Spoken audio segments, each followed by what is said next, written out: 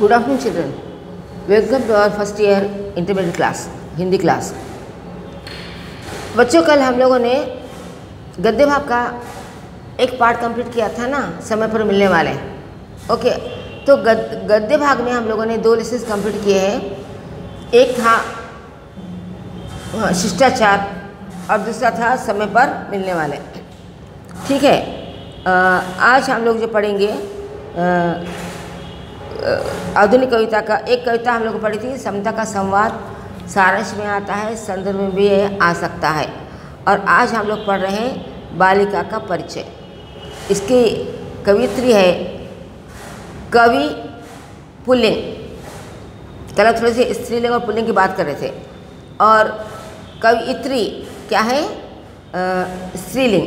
और इसकी कवित्री है सुभद्रा कुमारी चौहान। बच्चों, तुमको सुभद्रा कुमारी चौहान के बारे में मालूम है कि सुभद्रा कुमारी चौहान की क्या कहते हैं कि प्रसिद्ध कविता है कि बुंदेले हर बोलों के मुख हमने सुनी कहानी थी, खूब लड़ी मर्दानी वह तो झांसी वाली रानी थी। बहुत फेमस कविता है सुभद्रा कुमारी चौहान की। सुभद्रा कुमारी चौहान ने अपनी कविता बिल्कुल सीधे साधे भाषा में लिखी। उनकी और की कविता है जो बालिका का परिचय है, उसी प्रकार से वो इस कविता का ये अंश है, ये बालिका का परिचय। सुभद्रा कुमारी एक बहुत बड़ी लेखिका है, कहानी लेखिका है, कवित्री भी है, पर हम लोग उसके आज कविता के बारे में पढ़ रहे हैं। इस मतलब से इसका परिचय देकर कविता को पढ़ती हूँ।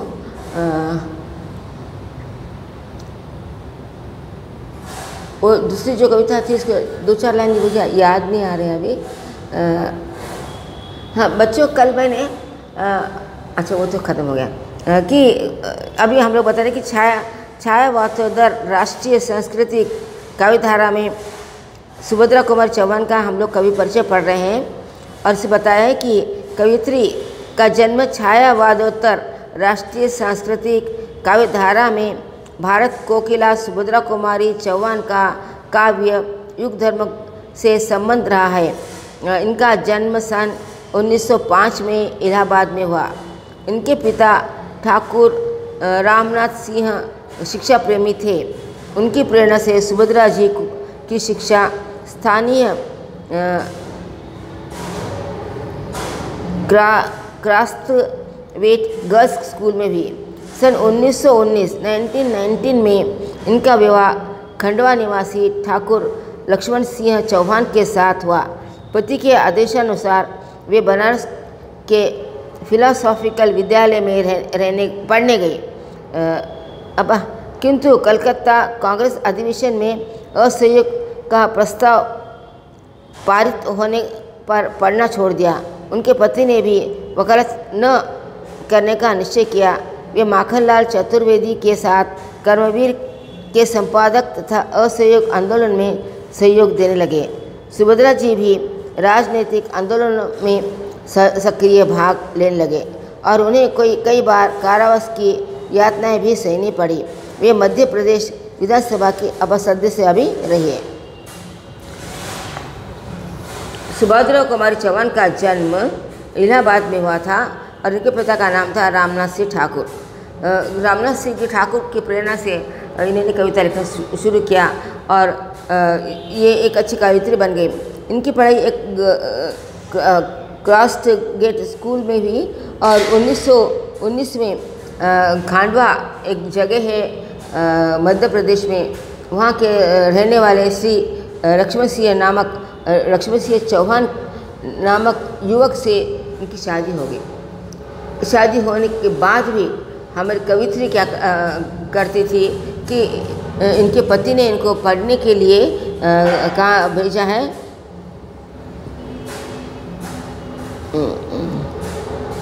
Banaras university was famous. Banaras university के थियोसॉफिकल विद्यालय में इनको पढ़ने के लिए भेजा। पर उसी समय पर गांधी जी का नॉन कोऑपरेटिव मूवमेंट चल रहा था और इसने क्या किया, उस पढ़ाई छोड़ दी और उस नॉन कोऑपरेटिव मूवमेंट में भाग लिया। और इनके पति जो वकील थे डॉक्टर क्या है लक्ष्मण प्रसाद ठाकुर, तो इन्होंने क्या किया, कि ये वकील थे, ही वॉज एडवोकेट, और इन्होंने क्या किया, अपने वकालत छोड़ दिए। एंड ही ऑल्सो स्टार्टेड कि जो नॉन कोऑपरेट मूवमेंट जो चल रहा था उसके अंदर वो गांधी जी के साथ देश की लड़ाई में शामिल हो गए, और कई बार इन लोगों को जेल में भी जाना पड़ा। और इसके बाद से सुभद्रा कुमारी चौहान मध्य प्रदेश के विधानसभा पार्लियामेंट की मेंबर ये बन गई। देश प्रेम, वीर भावना और उद्बोधन की दृष्टि से सुभद्रा कुमारी चौहान की कविताएं महत्वपूर्ण हैं। इन्हें यानी कि इनकी कविता बड़े उसमें देश प्रेम भरा हुआ है, और जब देश प्रेम तो वीर भावना भी आ जाती है। जो देश के लिए सभी लोग देश से प्रेम करते हैं, जो वीर होते हैं देश के लिए लड़ने के लिए मरने के लिए चले जाते हैं, अपनी जान की परवाह नहीं करते। जो हमारे सैनिक है, जो सरहद पर रहकर आज भी हमारी रक्षा कर रहे हैं। हम लोग देखते हैं कि कितने जो शहीद हुए हैं, जो वीर सैनिक, कई तो हमारे हैदराबाद के, जैसे कि एक था संतोष कुमार कुछ था, परसों कुछ महेश कुछ नाम था उसका, वो भी शहीद हो गए। और जब ये लोग शहीद हो जाते हैं बच्चों, तो इनके फैमिली पर, इनके परिवार पर कितनी दुखद घटना घटती है, हम इसका अंदाज़ा नहीं लगा सकते। किसी का एक ही बेटा होता है, किसी का जवान पति होता है, किसी का पिता होता है, और जब ऐसे परिवार के सदस्य की जब मृत्यु हो जाती है, उस परिवार में कितनी दुखद घटना घटती है, हम इसका अंदाज़ा भी नहीं लगा सकते। तो और जो वीर होता है वो देश के लिए वीर अब मजबूरी में जाता है लड़ने के लिए, और जाकर के आ जाते हैं वहाँ पर शहीद हो जाता है, जो अपनी जान की बाजी लगा देते हैं कि मरूंगा या मार कर ही लौटूंगा। और इसलिए इनकी कविता बड़ी फेमस है। मैंने बताया ना कि खूब लड़ी मर्दानी, वह तो झांसी वाली रानी थी। और इनकी कविता संग्रह के नाम है मुकुल, त्रिधारा, कहानी संग्रह है, बिखरे मोती, उन्मादिनी, सीधे साधे वगैरह। कविता परिचय। कवित्री ने इस कविता में, हाँ, इनकी कविता थी मेरा नया बचपन। बार बार आती है मुझको मधुर याद बचपन तेरी, गया ले गया जीवन की सबसे मस्त खुशी मेरी। चिंता रेत, खेलना खाना और घूमना, स्वच्छंद आनंद, कैसे भुला सकती हूँ जीवन का वह अतुलित आनंद। तो ये कविता है बच्चों सुभद्रा कुमारी चौहान की। सुभद्रा कुमारी चौहान की मेरा नया बचपन हमारा बचपन फिर से नहीं आता है, पर हम लोग क्या करते हैं, जो बच्चे खेलते हैं, जो बच्चे होते हैं, उन बच्चों में क्या करते हैं, अपना बचपन ढूंढते हैं कि हम लोग भी ऐसे थे, हम लोग ऐसे ही करते थे। तो इसने कहा कि मुझे उस कविता में कवित्री ने कहा था कि मुझे बार बार अपने बचपन की याद आती है कि मैं उस बचपन में, बचपन कैसा होता है, चिंता रहित होता है, कोई बात की चिंता नहीं होती। माँ जो कपड़े पहनाते पहन लेते हैं। आजकल के बच्चे थोड़ा नहीं पहनते हैं, उनको थोड़ा सा चॉइस है, पर पहले के ज़माने जो हम लोग जो थे, तो हमारे माँ बाप जो भी देते थे पहनते थे, हमारा कोई चॉइस नहीं था। और जो आजू बाजू वाले जो बच्चे होते हैं, जो झोपड़पट्टी वाले बच्चे भी होते हैं, ये बच्चे क्या करते हैं, उनके साथ में जाकर आसानी से खेलते हैं। छुआछूत का ज्ञान नहीं था, ऊँच नीच मैंने नहीं जानी। तो उस ज़माने में छुआछूत यानी कि ये नीचे जाति के, इनके साथ नहीं खेलना, इनके साथ नहीं जाना, आजकल थोड़ा सा लोगों में है। और तो उसका हमें ज्ञान रहता है। हम लोग जो भी उस उम्र में के जो बच्चे होते हैं, वो बच्चे क्या करते हैं, वो अपने उम्र के जहाँ बच्चे दिखाई देते हैं, ये छोटे बच्चे जाकर क्या करते हैं, उनके साथ में खेलते हैं, उनके साथ में रहते हैं, उनका झूठा भी खाते हैं, उनके साथ रहते हैं, सोते, सब कुछ करते हैं। पर जब बड़े हो जाते हैं तब उनमें क्या होता है कि अरे मैं पैसे वाला हूँ, ये नीच है, इसको रहने का घर नहीं है, ये कितना गंदा, ऐसे सारे विचार आते हैं। पर बचपन में ये नहीं आते। ये इनकी बहुत बड़ी प्रसिद्ध कविता है कि मेरा नया बचपन। तो इस सुभद्रा कुमार ने अंत में लिखा था उसके अंदर कि उनकी अब जो कविता की लाइन है अभी मुझे पूरी से याद नहीं है। वो कहती है कि इतने में वो बेटी आती है और उसके हाथ पूरे मिट्टी से सने हुए हैं और मिट्टी लेकर मुंह में खा रही है, और माँ कहती माँ तुम भी खाओ। और माँ क्या करती है, उस मिट्टी भरे हाथ से उठाकर उसको लेती है और गोद में उसको चूम लेती है। ये इसकी पुरानी कविता है सुभद्रा कुमारी चौहान की मेरा नया बचपन। तो पर यहाँ पर उसने दिया है कि बालिका का परिचय। ये बालिका कौन है, इसकी बेटी है। बालिका यानी कि बालक पुल्लिंग, बालिका स्त्रीलिंग। तो ये बालिका, उसके जीवन में इस बालिका का क्या स्थान है, उसके बेटी का उसके जीवन में क्या स्थान है, उसको इसने इस कविता में हमको बताने की कोशिश की है कि बेटी जो होती है घर की शोभा होती है, बेटी घर की जो लक्ष्मी होती है। लोग मानते थे पहले कि अरे जब किसी घर में किसी बालक का जन्म होता था, किसी बच्चे का जन्म होता था, तो सभी को पहली जिज्ञासा रहती थी, पहले पूछते थे कि भाई क्या हुआ है। और जब बेटा होता था खुशी के मारे लोग क्या हो जाते, उछल जाते थे, मिठाइयाँ बांटते थे। और जब बेटी होती थी तो कहते थे कि अरे बेटी है, नाक मुँह सिकोड़ लेते थे। पर बच्चों, कवित्री ने बेटे और बेटी में कोई कुछ भेद नहीं बताया। उसने बताया कि बेटियां भी घर की शोभा होती है, मेरे घर की शोभा है, मेरे आंगन की शोभा है, मेरे जीवन का सहारा है।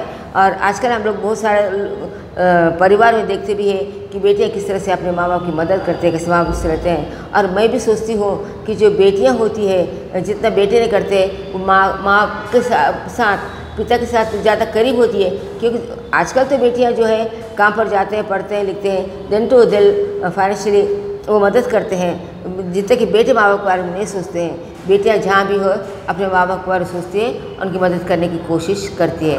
पर एक बात है कि जब ये बेटी किसी की बहू बन जाती है, पर उस लड़के के माँ बाप को क्या करती, वहाँ पर थोड़ी सी तकलीफ भी देती। वो बात भी सही है, पर यहाँ पर कवित्री ने कहा कि बेटा बेटी में कुछ भेदभाव नहीं रखना चाहिए।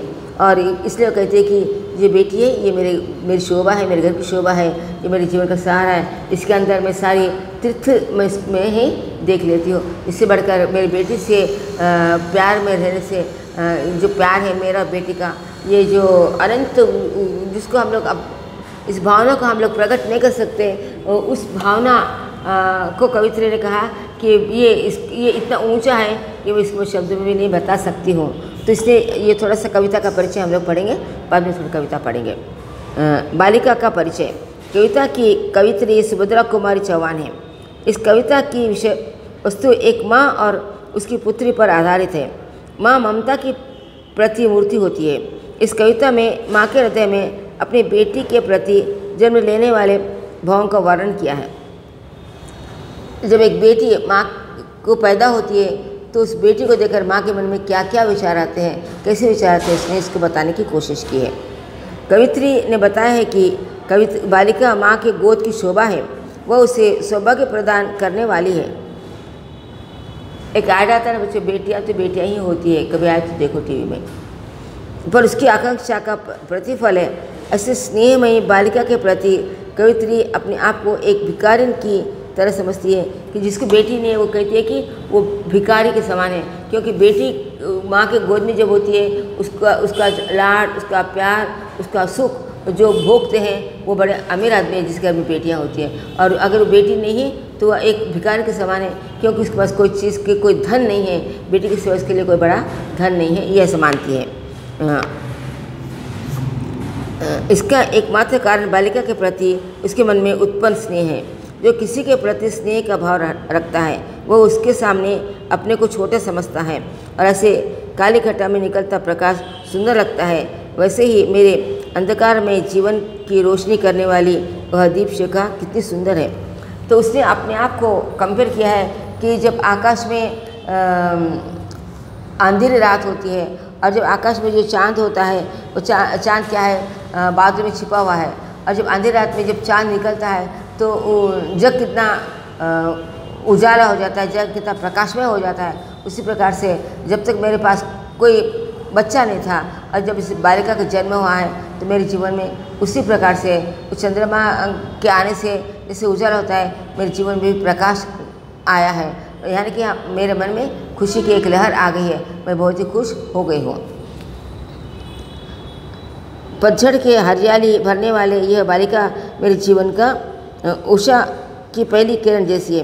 तो उसने कहा कि जब पतझड़ का मौसम आता है, पेड़ के सारे पत्ते झड़ कर गिर जाते हैं, और जब सारे पेड़ के पत्ते जब गिर जाते हैं बच्चों, और उसके ऊपर जब छोटी छोटी कोंपलें आती है, छोटे छोटे पत्ते आते हैं और पेड़ बड़ा सुंदर सा लगता है। और कभी कभी देखो बच्चों कि जब बारिश होती है, वर्षा होती है, और उसके कारण जो पेड़ जो होते हैं वे बड़े हरे भरे लगते हैं, ऐसे लगते हैं कि अभी वो नहा कर निकले हैं। और पतझड़ के बाद में जब सारे पत्ते झड़ जाते हैं, पेड़ पूरा सूखा हो जाता है, और जब उसके ऊपर नए कोंपली आती है, नए पत्ते आते हैं, बड़ा सुंदर दिखाई देता है। या जब अंधेरा हो जाती है, जब रात हो जाती है और जब सूरज निकल रहता है तो हम लोग क्या करते हैं, उठते हैं, देखते हैं कि अरे अभी तो अंधेरा है, और जब सूरज की पहली किरण या सूरज का जो उजाला, जो सूरज की जो आभा हमको आकाश में दिखाई देती है, तो हम क्या करते, उठते हैं और अपने काम पर लग जाते हैं कि वो जो आभा है, जो उषा सवेरे के समय है, हमको क्या करते, जागृत करता है, हमको अपने काम करने के लिए प्रेरित करता है। हम उसको देखकर क्या करते हैं, अपने काम का स्टार्ट कर देते हैं, शुरू कर देते हैं। तो मेरे जीवन में भी यह जब तक अंधेरा था, जब तक रात थी, जब तक पतझड़ था, इसके कारण मैं जब ये बालिका का जन्म हुआ है, तब से मैंने अपने आप को बड़ा सुखी माना है। ये बालिका मेरे लिए पतझड़ के पत्तों के समान है, आकाश के अंधेरी रात के चांद के समान है, या कहेंगे कि जब रात बीत जाती है और जब सूरज की पहली किरण निकलती है, उसका प्रकाश जो लोगों को एक तरह से प्रेरित करता है, एक उठने की जो प्रेरणा देता है, उसी प्रकार से मेरे जीवन में ये बालिका भी है। नीरस मन में अमृत की धारा से रस भरने वाली नष्ट नयनों की ज्योति है। ये नीरस मन में जब हम लोग बहुत दुखी हो जाते हैं, कोई आकर हमको सांत्वना देता है, कोई अच्छे बोलता है, वो हमारे लिए अमृत के समान माने जाते हैं। या उसने कहा है कि जब कोई चीज़ को देखने से कष्ट होता है और किसी चीज़ को देखकर हमसे सुख जो होता है, वो सुख देने वाली, आंखों को सुख देने वाली, उसको देखकर प्यार देने वाली, जब हम लोग कभी लड़ लेते हैं, झगड़ लेते हैं, गुस्सा होते हैं, और जब किसी को देखते हैं, किसी अच्छी चीज़ को देखते हैं, तो हमारा मन प्रसन्न हो जाता है। तो ऐसे नीरस जीवन में सुख देने वाली कौन है? ये मेरी बेटी ही है। अपनी बालिका के रूप में कवित्री को अपना बचपन खेलता दिखाई देता है। बालिका के रूप में वो अपने आप को महसूस करती है। उसी तरह बात बात में मचलना, किलकारियाँ भरना, ऐसे लगता है मानो हंसता खेलता उनके बचपन का कोई नाटक चल रहा है। तो बच्चे क्या करते हैं? हंसते हैं, खेलते हैं, पाँव मारते हैं, खेलते हैं। हम लोग कभी कभी छोटे बच्चों को मचलते हुए देखते हैं, रोते हुए देखते हैं, अपने को देखकर हंसते दिखते हैं, तो कितना मन को आनंद लगता है। वो कहते हैं कि ये क्या है, मेरे लिए एक नाटक के समान है कि मैं कोई सपना तो नहीं देख रही हूँ। कहते हैं कि यदि हमारा हृदय पवित्र है तो हमें ईश्वर को ढूंढने के लिए कहीं नहीं जाना पड़ता, उसकी पवित्रता में ही प्रभु के दर्शन हो जाते हैं। तो हम सोचते हैं कि चलो भगवान को ढूंढने के लिए मंदिर जाओ, मस्जिद जाओ, तिरुपति जाओ, शिरडी बाबा को जाओ, और जो भी तीर्थ स्थल है वहाँ पर जाओ, वहाँ जाने की कोई हमको ज़रूरत नहीं, क्योंकि हमारे साथ जो बच्चा है वो हमारे लिए एक तीर्थ रूप के समान ही माना गया है। एक शिशु से बढ़कर पवित्र मन किसका भी नहीं निकलता। बच्चे का मन बिल्कुल पवित्र होता है बच्चों, क्योंकि मैंने बताया ना कि ऊंच नीच का ज्ञान नहीं था, छुआछूत मैंने नहीं मानी। तो उनमें ऊंच नीच, या मैं बड़े घर में रहता हूँ, ये गरीब है, ये झोपड़ी में रहता है, इसके कपड़े गंदे, ये फटे कपड़े पहना है। कभी कभी बच्चा कहता है अपने कपड़े भी इसको दे देता है, उसके कपड़े भी लेता है, उसकी प्लेट में बैठकर खाता है। तो ये बच्चे का मन क्या है? बिल्कुल पवित्र है। इनमें कोई चीज़ का दुराभाव नहीं है, इसमें कोई चीज़ की बुराई नहीं है। ये बच्चे क्या है? पवित्र है। इन बच्चे का मन बिल्कुल पवित्र है। तो ऐसे बच्चों को छोड़कर हमको कोई तीर्थ स्थल जाने की कोई ज़रूरत नहीं है। सुभद्रा कुमारी चौहान को हर प्रकार का तीर्थ, पूजा पाठ, जप तप अपनी बालिका के रूप में दिखाई देता है। कवित्री बालिका को ही हर भंगिमा पर अपना सब कुछ निछार करने की बात कहती है। वो कहती है कि मेरे जितने भी खुशी है, मेरे जितने भी लोगों के जितने बुरे प्रभाव, हर चीज़ इसके ऊपर निछार करना चाहती हूँ, क्योंकि ये मेरे लिए सबसे ज़्यादा प्यारी है। बालिका माँ के दृष्टि से लिखी गई बेटा और बेटी में भेद न करने की भावना समाज को उन्नति के शिखर पर पहुंचा सकती है। संपूर्ण कविता में कवित्री का हृदय बोलता है, उस समाज को एक महत्वपूर्ण संदेश देती है कि बेटे और बेटी में कोई भी भेदभाव नहीं रखना चाहिए। कुछ इस कविता को पूरा करने की कोशिश कर रही हूँ आज, क्योंकि फिर 3 दिन के बाद मेरा क्लास है।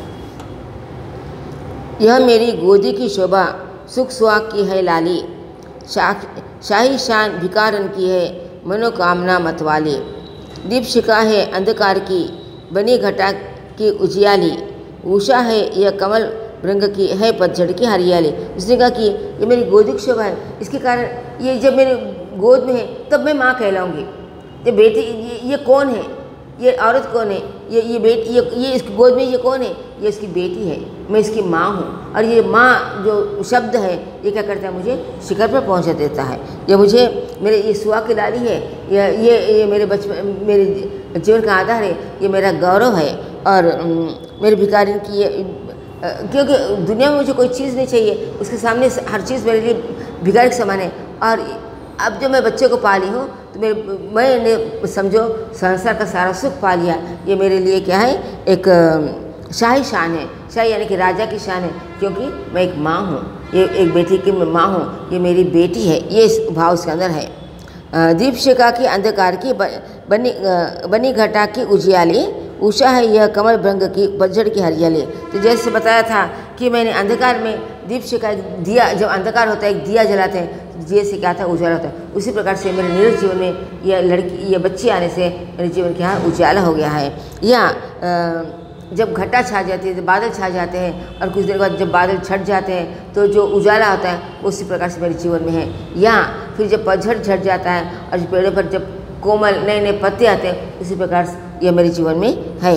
या फिर ये सुधा की अमृत धारा भी है। ये कमल पर सवेरे जब होता है तो हम देखते हैं कि जो कलियाँ रात में थी वो क्या होता है, सवेरे सवेरे हम उनको देखते हैं कि खिल जाती हैं। उसी प्रकार से मेरे जो मन का जो कली थी, इसको देखकर मेरी कली क्या हो गए, जैसे कि सवेरे के धूप को सवेरे देखने से जैसे कली खिल जाते हैं, उसी प्रकार से इसको देखकर मेरा मन कली के समान खिल जाता है। सुधाधार ये निरस दिल की मस्ती मगन तपस्वी की, जीवन ज्योति नष्ट नैनों की सच्ची लगन मनस्वी की।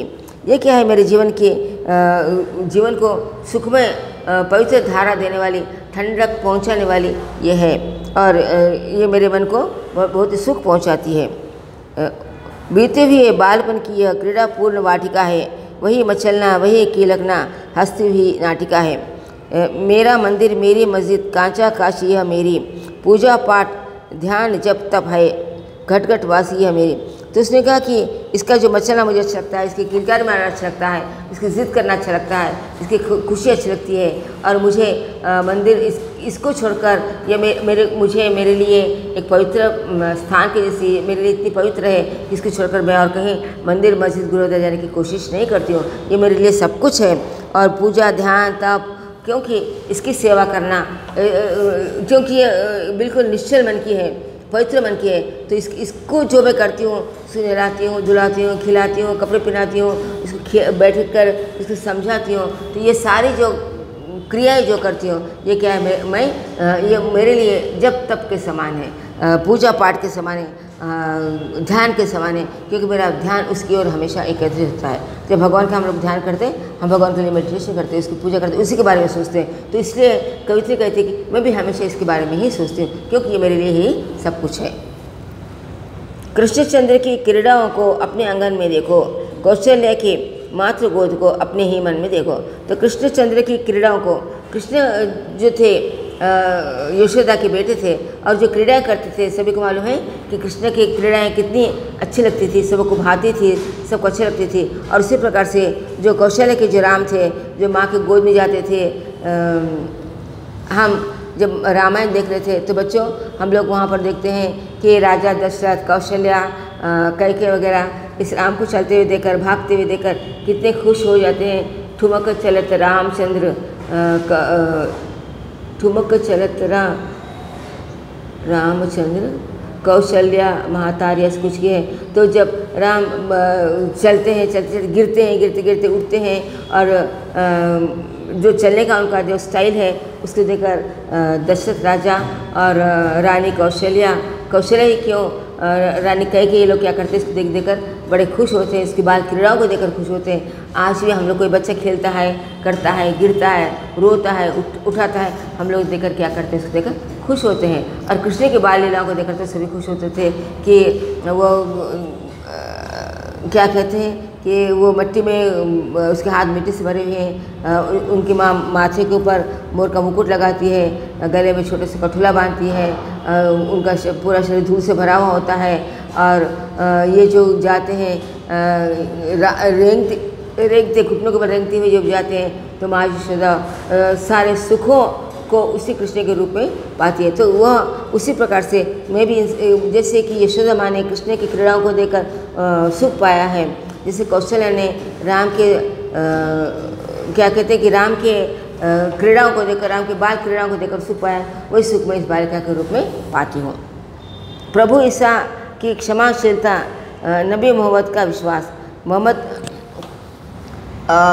पीर मोहम्मद साहब जो कहते हैं कि मुस्लिम्स के बड़े पवित्र, हम जैसे भगवान मानते हैं मुस्लिम्स को भगवान मानते हैं, तो उस प्रकार से जैसे मुस्लिम्स के लिए मोहम्मद साहब बड़े पवित्र है, आगे गलती होगी तो माफ़ करना बच्चों, पवित्र है, उसी प्रकार से बच्चे मेरे लिए भी उसी प्रकार से पवित्र है। और जैसे कि यह मेरे लिए प्रभु ईसा के समान है, प्रभु ईसा क्रिश्चियन के ईसा प्रभु माने जाते हैं, भगवान माने जाते हैं, तो कहा जाता है बच्चों कि जब ईसा प्रभु को उनके शत्रु ने बांध दिया था, और ये जो क्रॉस हम लोग देखते हैं कि इस क्रॉस में इनके दो हाथों में उन लोगों ने क्या किया था, खील ठोकी थी, उनकी बड़ी खील ठोकी थी, उनको बहुत ही वो कहानी आप लोग को इतने से, मुझे भी तो इतना सा मालूम नहीं, मालूम करने की कोशिश करना चाहिए, और उनको बड़े कष्ट दिए थे।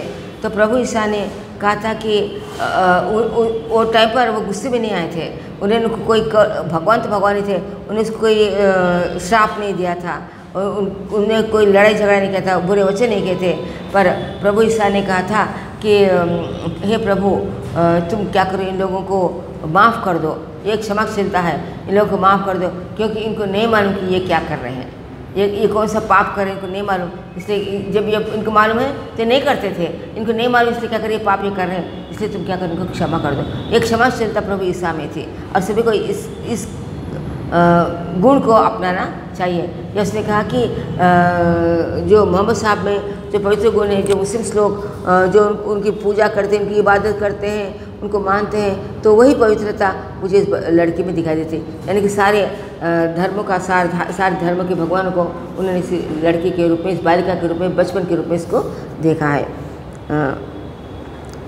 जीव दया जिन पर गौतम की, आओ देखो इसके पास। जो गौतम बुद्ध में क्या था, उसने कहा था कि प्राणी मात्र पर दया करो, किसी को कष्ट मत पहुंचाओ, किसी की जान मत लो, अहिंसा का उन्होंने पाठ पढ़ा था, लोगों पर दया करने का पाठ पढ़ा था। तो ये बालिका भी किसी को कुछ बुरा नहीं करती है, सभी के बच्चे जो है सभी को भलाई करते हैं, कभी किसी को गाली कर सकते, कभी का मन कभी दुखी नहीं करते हैं, कभी रोते हैं, कभी तो अपने लिए रोते हैं, ना समझ इसलिए रोते हैं, उनको कोई समझ नहीं इसलिए वो जिद करते हैं। तो ये सारी बातें क्या है, एक बालिका में होती है, और सारे गुणों को इस बालिका में देखती हूँ, इसलिए मेरे लिए बड़ी पवित्र है, मेरे लिए शाही शान के समान है। गौतम को, आओ देखो इसके पास, परिचय पूछ रहे हो मुझसे, कैसे परिचय दूँ इसका, तो तुम मुझे पूछोगे फिर ये कौन है जिसके बारे में तुम इतनी बातें करें, ये मैं इसके बारे में मैं तुमको क्या बताऊँ, इसका क्या परिचय, how can I introduce you to who is this girl, ये बेटी ये क्या है, ये सारी चीज़ें मेरे लिए बेटी के समान है, पर ये बेटी है कौन असल में, ये बच्ची कौन है असल में, तो मैं इसका परिचय नहीं दे सकती, क्योंकि ये बेटी मेरे लिए सब कुछ है, नहीं जान सकता है इसको माता का दिल है जिसका। तो कहते हैं कि ये बेटी अगर पूछेंगे कि बच्ची कौन है बाबा, ये बेटी का तुम्हारे साथ क्या रिश्ता है, तो कहती है कि ये मैं तुमको नहीं बता सकती, जो माँ रहती है उसको मालूम है कि माँ का हृदय क्या होता है बच्चों के प्रति, माँ बच्चों के लिए हर चीज़ करने के लिए तैयार होती है, चाहे वो लड़का हो चाहे लड़की हो, तो माँ बच्चों के लिए सब कुछ कर सकती है, तो ये बेटी मेरे लिए सब कुछ है, इसका परिचय तुमको दे नहीं सकती हूँ। बच्चों this very very very very very important कविता है, इसको तुमको दिमाग में रखकर कभी पढ़ने की तुम कोशिश करो। Okay, I complete my 2 poems and 2 lessons from क्या कहते हैं इसको, एक दोहा कंप्लीट किया है, 2 आधुनिक कविता कंप्लीट किए, 2 लेसन्स कंप्लीट मैंने किए हैं। अब मुझे जो कंप्लीट करना है नेक्स्ट क्लास में, वो मैं I am going to start कि नॉडेल के 2 लेसन्स में कंप्लीट करने की कोशिश करूँगी। और कुछ हम लोगों ने वर्तनी, शब्द, लिंग और वचन के बारे में बात किया था। तो कल हम लोग लिंग के बारे में बात कर रहे थे ना बच्चों, कि लिंग क्या होते हैं, स्त्रीलिंग होता है, पुल्लिंग होता है, स्त्रीलिंग की पहचान स्त्री किससे होती है, पुल्लिंग की पहचान पुल्लिंग से होती है। और कल मैंने बताया था कि कुछ इसके लिए अपवाद भी होते हैं, कुछ बड़े चीज़ों को हम लोग सेम मेटेरियल से बने होते हैं, तो कुछ को हम लोग थाली कहते हैं, दैट विल कम स्त्रीलिंग, उस मेटेरियल से बनी हुई होती है, उस धातु से बनी होती है, उसको हम लोग कहते हैं कटोरा, इट विल बिकम पुल्लिंग। जो छोटी होती है उसको कहते हैं हम लोग कटोरी, या जो बड़ी होती है उसको हम लोग कहते हैं कढ़ाई। फिर हम लोग फिर उसी मेटेरियल से बना होता है उसको कहते हैं तवा इज पुल्लिंग, जिसको हम लोग किचन में रसोई में यूज़ करते हैं, थाली से रसोई में यूज़ करते हैं, कटोरी यूज़ करते हैं, कटोरा यूज़ करते हैं, कढ़ाई यूज़ करते हैं, हाथा यूज़ करते हैं, चम्मच यूज़ करते हैं, थोड़ा चम्मच विल बिकम स्त्रीलिंग। थोड़े लोग उसे चमचे कहते हैं, थोड़े लोग उसे चमचा कहते हैं। देन व्हेन इट बिकम चमचा, जहाँ पर आ की मात्रा आती है ज़्यादातर बच्चों, that will become a pulling. और जहाँ पर ई की मात्रा आती है वो बन जाता है स्त्रीलिंग। पर कहीं कहीं वो अपवाद है, जैसे कटोरा आ की मात्रा है, कटोरा विल बिकम पुल्लिंग, कटोरी विल बिकम स्त्रीलिंग, थाली विल बिकम स्त्रीलिंग, और कढ़ाई विल बिकम स्त्रीलिंग, चमचा विल बिकम पुल्लिंग। तो ऐसे कुछ कुछ अपवाद है। पर और एक मैंने अपवाद बताया था कि दाढ़ी और मूछ, दाढ़ी और मूछ जो है पुरुषों की निशानी है। पुरुष होने का क्या कहेंगे कि ये एक सिंबल है पुरुषों के लिए, और पुरुषों के दाढ़ी होते हैं, पर दाढ़ी और मूछ दोनों भी क्या हो जाते हैं, यहाँ पर स्त्रीलिंग बन जाती है। कंगा, स्त्रियाँ जो होती है कंगा यूज़ करती हैं। स्त्री के लिए कंगा पुल्लिंग है, और पुरुष वर्ग जो होता है छोटी कंगी यूज़ करते हैं, दैट इज स्मॉल साइज, अपने बाल बनाने के लिए यूज़ करते हैं, दैट इज कंगी। और वो क्या है, पुरुषों के पास होती है कंगी, और कंगा होता है स्त्रियों के पास में, और स्त्रियाँ उसको यूज़ करते हैं, पुरुष क्या करते हैं, कंगी को यूज़ करते हैं। आई बात समझ में? Okay, thank you children.